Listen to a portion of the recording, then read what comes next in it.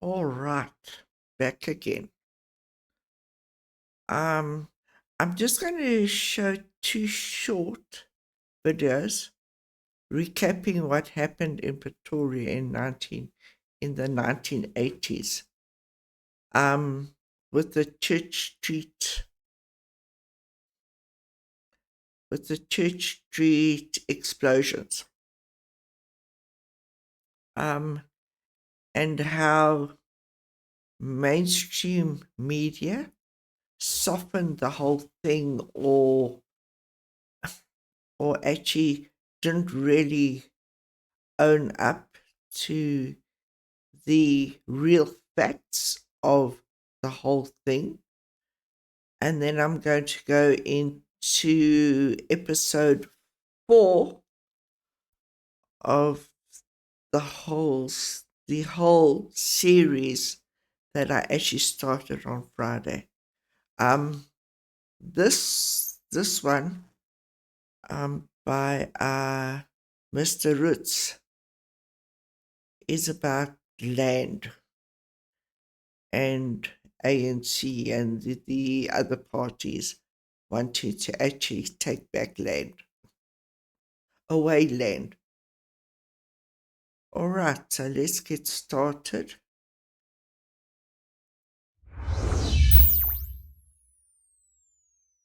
One of the largest ANC attacks during the liberation struggle. The target was the old headquarters of the South African Air Force, but it went off at rush hour. Among the victims were ordinary. Now, this is what really gets me. The anti-liberation struggle. They are still using that term up until today. And this is why mainstream media is they actually remind me of a wet evil snake, always talking half facts, half truths, twisting words. And if you are not a thinking person, you'll just lap up everything they say. Okay, now secondly, this happened. Rush hour. Everybody's eager to go home. Do you want to tell me that there were only white people around there? There were also black people around. People like Leonie van Jaarsveld's uncle Louis. Well, he worked at the government printers and he came to the bank to draw some money and walked across the street and he died. Zirk Jansen had been just 2 meters from the bomb when it went off. And this irritates me. They will only focus on the white people, making out as it's the white person's fault. It's because you happen to be white, you made us do this. I remember saluting people standing over here when I moved as I came out of the building, and just stepped down, and I saluted those people, and the next moment the bomb went off. The vehicle carrying the bomb was parked round about here. You can imagine the carnage when it went off. Witnesses say the scenes haunt them to this day. The power of the bomb, the might of the bomb, and then the glass, the scattering, the shouting, the shrieking of people. And then you came around the corner here and you saw the devastation in the street. AfriForum Youth organized the ceremony. It wants similar commemorations for all those killed between 1980 and 1994 in attacks blamed on the liberation movement. Okay, it wasn't blamed on them. They, all right, owned up to it. ANC actually owned up to this mayhem, this chaos. And this is why mainstream media sucks. They are so full of snakes. Tshwane Metro Council says it respects the rights of families to host such ceremonies. But it says AfriForum's plan could merely reopen old wounds. AfriForum can actually reopen old wounds. What do you think, Ramaphosa actually does every single day? Redress.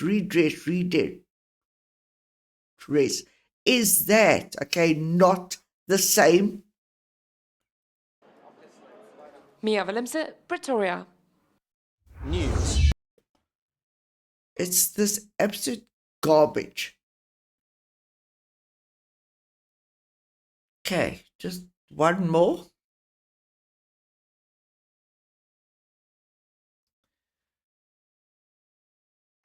Comrade Nelson Mandela. In 1983, in South Africa, a car bomb planted by anti-apartheid activists kills 19. The Kerk Straat Bombing was carried out by the military wing of the African National Congress. There you have it. They owned up to it.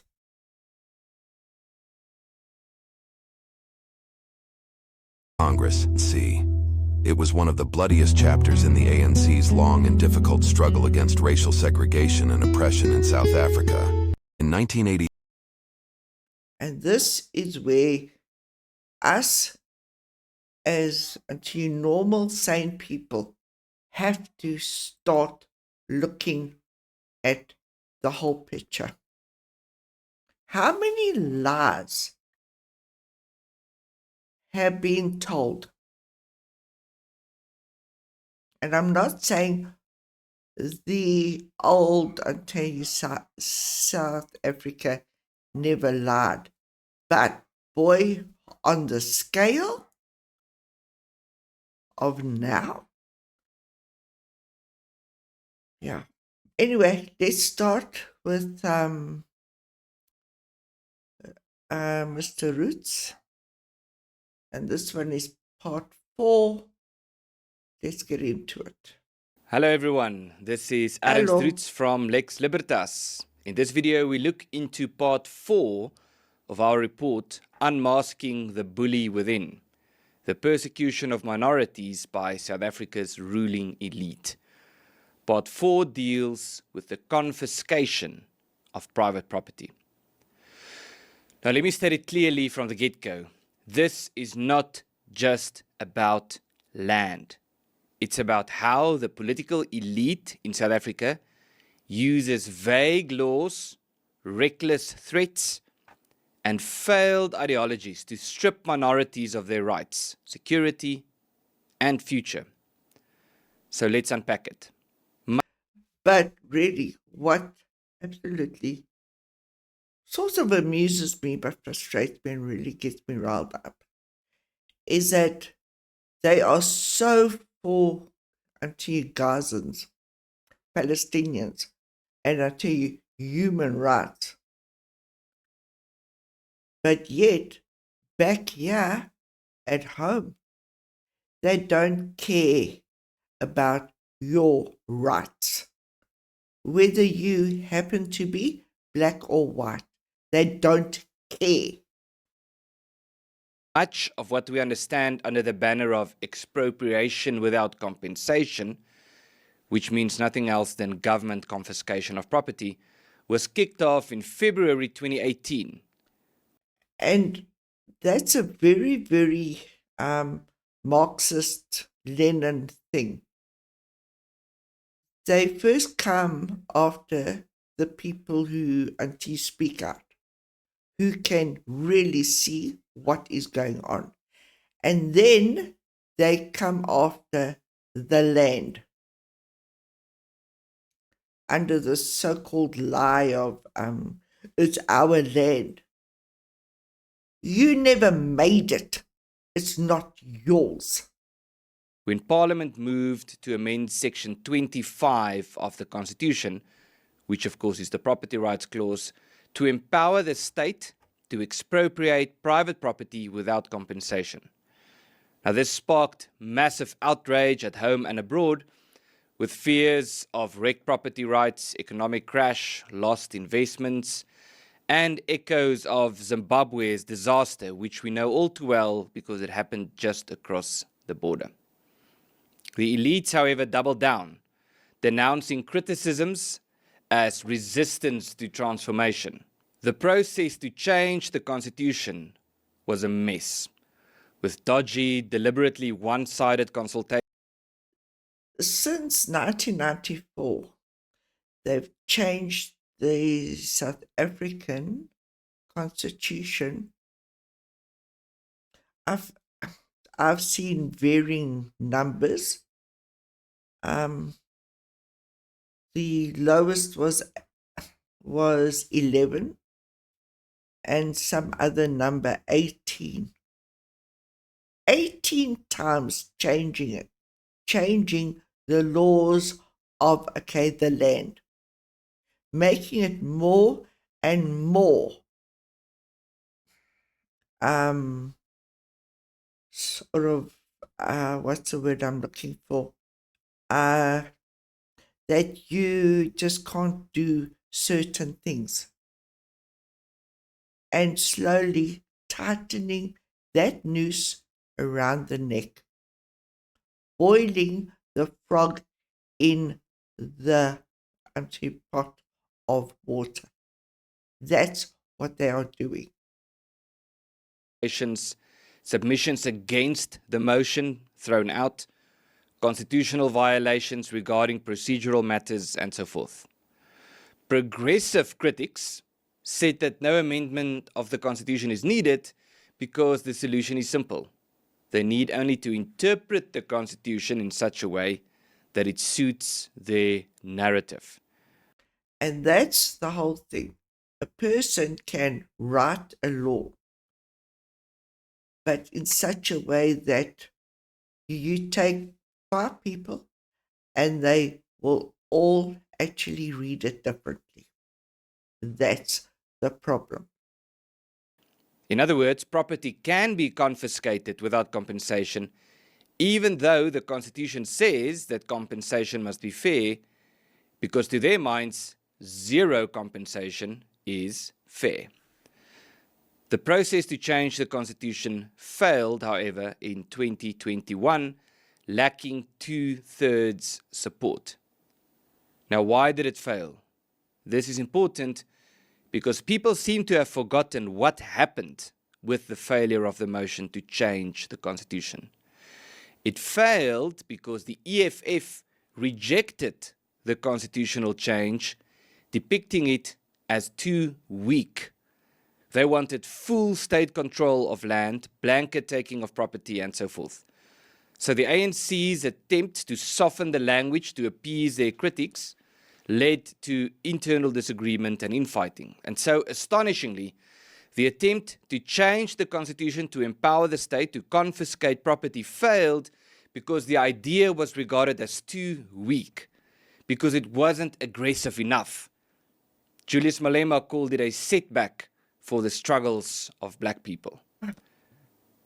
And so the political elite pivoted to the Expropriation Act, a piece of legislation introduced in 2020, founded on the notion that expropriation can indeed happen without compensation if only they were to interpret the Constitution in a manner that justifies their ideological predisposition. This act was passed in 2020. And this is what it is all about. Their own communistic mindset. Do history, find out what is, their whole mindset. I'm still going to make a few little things about that, but find out. 2022 and signed by President Ramaphosa in 2025. It repeals the old 1975 Act and greenlights what they call nil compensation. Which means nothing. Now, this is also remarkable. Defenders of the Act passionately argue that there will be no such thing as no compensation. when they expropriate property under this, because the Act makes it very clear that there will always be compensation, but, and here's the catch, compensation can be nil. And so they honestly and unironically try to convince us that nil compensation is not without compensation, because nil is a number, and without implies that there is no number. And so that is the type of nonsense that we have to put up when it comes to political debate in South Africa. And it's not just ANC politicians arguing this, it's academics and journalists. Now we need to talk about restitution versus redistribution, because in South Africa these terms are generally used as synonyms. This is because they get muddled on purpose, hiding the persecution. So what's the difference? Restitution is by definition aimed at correcting a specific injustice. Now in this context, returning land that was dispossessed as a result of government legislation. And the whole thing, at the beginning of all this BS, Afrikaner people wanted the blacks to have their own homelands. And what did they do with the UN? They said no. They don't know what they want. They don't know. Legislation a century ago. Redistribution in this context is something completely else. It's state-forced, race-based ownership shifts. It's saying that land must be taken from white people, regardless of how they acquired it, and given to black people. It's looking at statistics and concluding that the percentage of land that is owned by white people is too high, and the government has to intervene forcefully if needs be. Which I actually showed on the last video. The whites own 17% of the land. 17%. And you want to tell me that is more than... Oh, Father, okay, let me find it now again. Now my phone is stuck. Oh,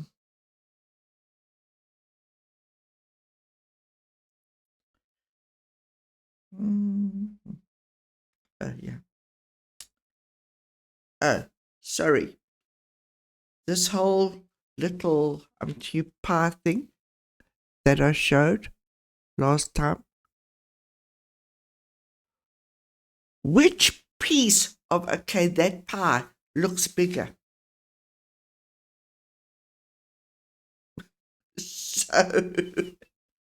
So they're saying, I'm trying to get it in the camera. So they're saying that that large black piece is only 12%. Yeah. And that smaller piece is 70%. This shifts brands all white-owned property as stolen or illegitimate by definition, no matter how it was acquired. It's not justice, it's not about correcting historical injustices, it's racial targeting.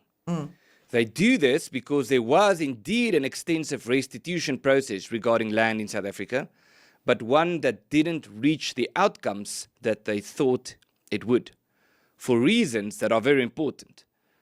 And this was primarily the program of land claims. The land claims process was opened in 1995. It's particularly important to talk about this because it dispels the widely held belief that there is a massive hunger for agricultural or rural land in South Africa. a trope that the president and the political elites repeat ad nauseum. Claimants needed to prove that their historical loss was from discrimination and show that they got no fair compensation back then. It involved lodging with the Commission on Restitution of Land Rights, validating the claim, gazetting it for public notice, negotiating with the current owners and the state, and going to court if there's a problem. About 79,700 claims came in initially, representing millions through community groups. The process reopened from 2014 to 2019, adding over 163,000 more for a total of 242,700. When they actually get a farm, I'm not talking about all of them, I'm talking about the majority. Okay? There's a farm. The white farmer is told, get off the land. They leave. A black person comes, takes over that farm. What happens?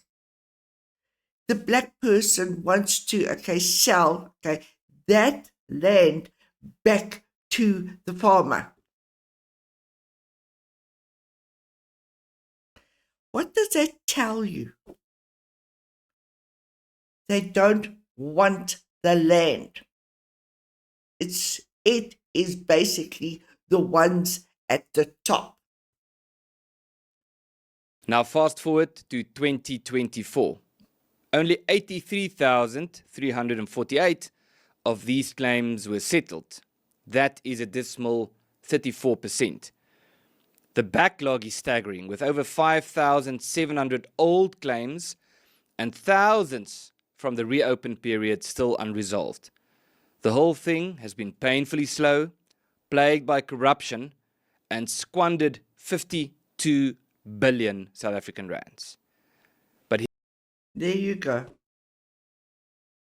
52 billion rand. And that money, we're not supposed to know about. We're not supposed to even talk about it. But then, when Nelson came in to power, there was this thing, but the white man stole the money, so now we have to also. Here's the kicker. Up to 80% of claims were filed in urban areas, not farms, not rural areas.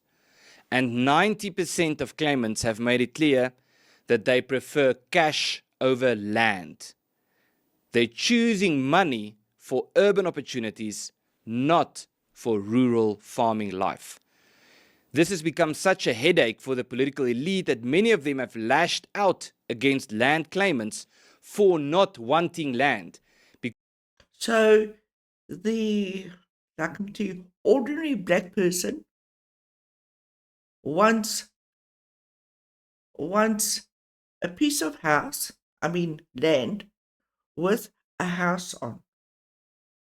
But the ones in charge want them to actually take land.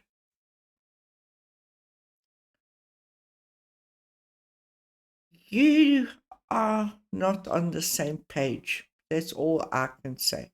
Because they want the people to want land so that they can use it as a justification for the confiscation of land. They seek to persecute minorities, but the methods they employ are not supported by the people they claim to represent. For example, during his 2017 State of the Nation address, former President Jacob Zuma essentially begged claimants to take land instead, claiming that preferring money perpetuates dispossession. It's quite remarkable.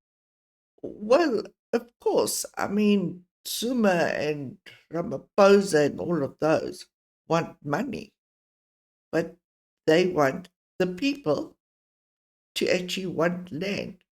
But the people don't want the land. They want residential land. The elite is forcing a radical agenda the people reject and then reprimands them for rejecting it. This, of course, marginalizes rural communities, sustaining pressure on white farmers through endless uncertainty. Remarkable, isn't it? The elite pushes a radical agenda the people don't even want and then scolds them for choosing otherwise. It is quite remarkable, isn't it? So let me state it once again clearly. So at the end of this, why were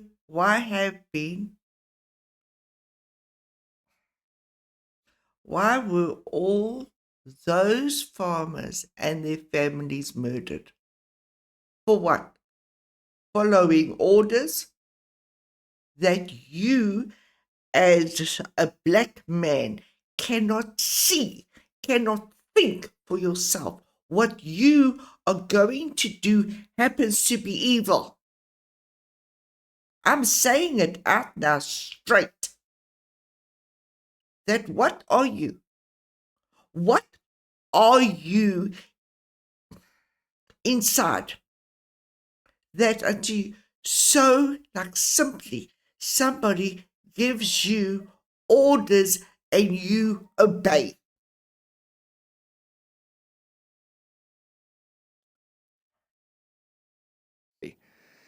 The elite is pushing a radical agenda that the people don't even want and then scolds them for choosing otherwise. Now let's do a quick legal breakdown, which is just as important. The Act defines expropriation as state seizure for public purpose, with compensation deemed as just and equitable. But it's all vague and subjective, and deliberately so, because vague definitions leave room for abuse, as I have pointed out already. Also, crucially, property isn't limited to land. It covers movable property, intellectual property, and rights. Null compensation is said to kick in for things like abandoned land, state investments outweighing value, or safety risks. And the defenders of the political elite have been very quick to attack their critics by claiming that expropriation would be done responsibly because look at all these preconditions. But there is a catch. All of those flowery preconditions are preceded with a claim that various factors should be taken into account, including the following. So including, the word including makes the list open-ended, a non-exhaustive list. Now, many institutions, including the IRR, have warned that this invites wild abuse beyond examples, because the state can simply consider other variables and not those mentioned in the Act. Yeah. The Free Market Foundation calls it unconstitutional confiscation that guts property rights. Sure, it claims that arbitrary taking is not good and requires court oversight, but ambiguity overrides the safeguards. The text is vague enough to provide ammunition for those who seek to discredit critics of the so-called progressive government, while leaving enough room for destructive abuse through progressive interpretation of the text. It blurs restitution and redistribution, enabling targeted hits on minorities, and ultimately, it forfeits the very basic principles of constitutionalism and what it means to be a democracy, handing power to a corrupt elite to... And this is, also the thing. The normal black voter does not understand meanings of words. Democracy. What does that mean? They have heard this word and thought, oh, that's wonderful, I want it. But then, leaders use it, twist it, and then the people think, well, this is it. We have now, I'm doing democracy. This is not it. Persecute minorities under the banner of flowery language like justice and fairness. Yeah. Now let's talk about some reckless remarks. The political elite in South Africa fuels fear with reckless and inflammatory talk. President Ramaphosa himself claimed that confiscation of private property would turn South Africa into the Garden of Eden and the ultimate paradise, painting it as I've actually decided now, tomorrow, I'm going to do some videos on, okay, communism. Let us see the so-called grand utopia. It's never happened. The only thing which has happened under this, I'll tell you, communism utopia was famine, death. That's all that happened. And okay, those at the top, they just raked in the wealth. a utopian solution while downplaying the risks of economic collapse. Former Deputy President David Mabuza warned that if white farmers didn't voluntarily hand over their land, there would be a violent takeover, positioning minority cooperation with destructive discriminatory legislation as the only way to avoid bloodshed. Zweli Mkhize, as ANC Treasurer General, explicitly stated that expropriation would not target black-owned property, clearly stating a racial focus on white assets that reinforces divisive. So, as I've said, the white man gives over the land, the farm, everything, and he walks off with basically the clothes on him, if that. And then who is going to farm? Who is going to feed the nation? Shopping malls will be emptied out within 1 hour.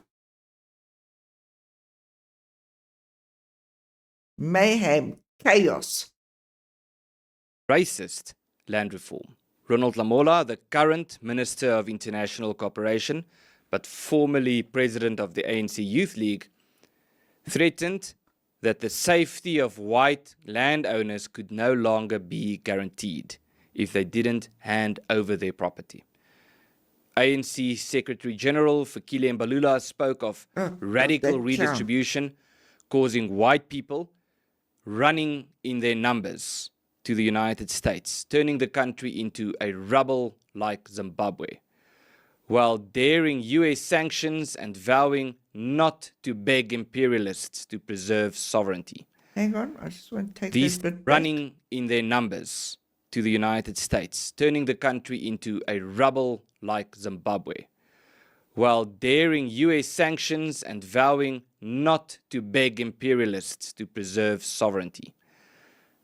These statements echo Robert Mugabe's infamous declaration of no mercy for white people regarding the land, which preceded some. And what happened? What happened? Those people that fought for freedom, liberation against the white man, they came here looking for jobs. And so many came over here stocking up on, I'm telling you, fish oil and pop and just all that. We are following the same course. But no, after 32 years, you still haven't got liberation, freedom. You are free. You are free. Get out of the cage mentality. Zimbabwe's economic ruin, and they create a climate of intimidation that disproportionately targets minorities. And so this brings me to the veneration of minority persecutors and destructive land policies. The political elite in South Africa routinely hero worships oppressive regimes and their destructive policies as models for South Africa. Just the other day, President Ramaphosa himself praised Zimbabwe's ambitious land reforms despite the fact that the country was completely destroyed as a result of these policies. The ANC idolizes Cuba's collectivization for its so-called pursuit of equity and anti-imperialism, and regard Fidel Castro and Che Guevara as heroes worth emulating. Not to mention Hugo Chavez and Nicolas Maduro of Venezuela. They venerate Soviet socialism, of course having trained thousands of cadres there and viewing it as a reliable ally in liberation struggles. China's state land control is hailed as a blueprint for rapid development and rural revitalization, with leaders like Lamola calling it inspirational for equitable land use. The EFF's Julius Malema pushes for Zimbabwe-inspired radicals, slamming the Expropriation Act as too weak and admiring Mugabe's approach despite its abuses. Despite the famines, the poverty, the human rights violations, in all of these models, the elite seek to normalize these measures, risking South Africa's slide into similar ruin and heightening fears for minorities under such ideologies. And this is the thing, when you've got a corrupt mentality, ideology, more often, well, actually, there is only one outcome: death, regardless of the color of your skin. Because those, ones at the top, they cannot and they will not see it, the actual damage they are doing, because they are so far removed. They are at the top of the mountain.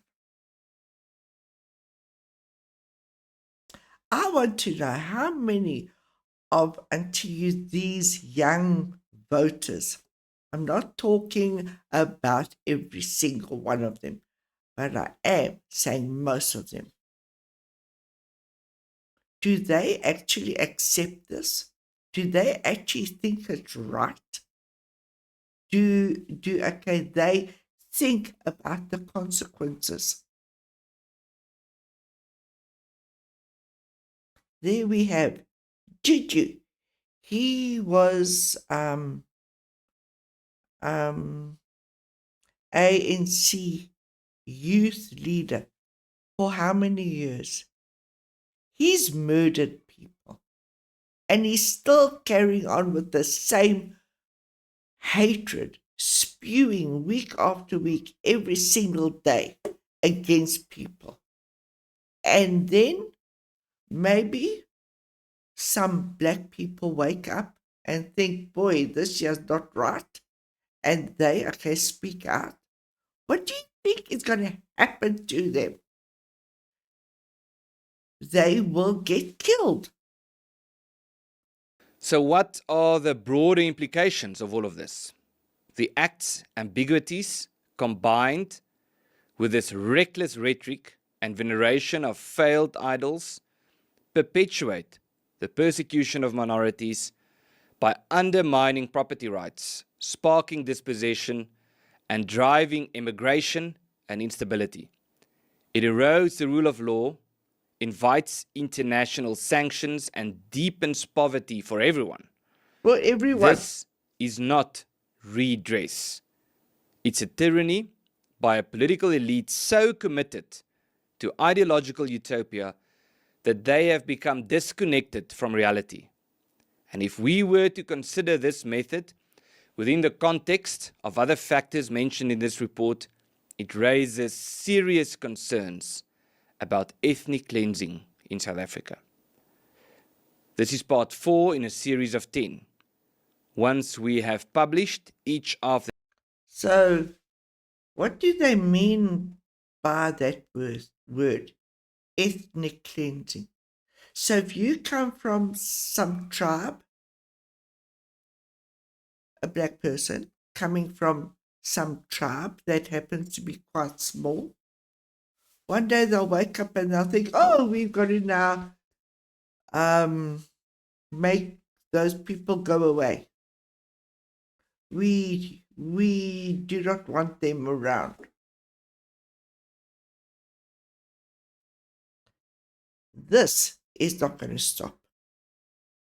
This is not going to stop, because think about this. First, you're going to do away with the, I'm telling you, Afrikaners, English speaking people. Let's just use our minds a bit. They're going to do away with the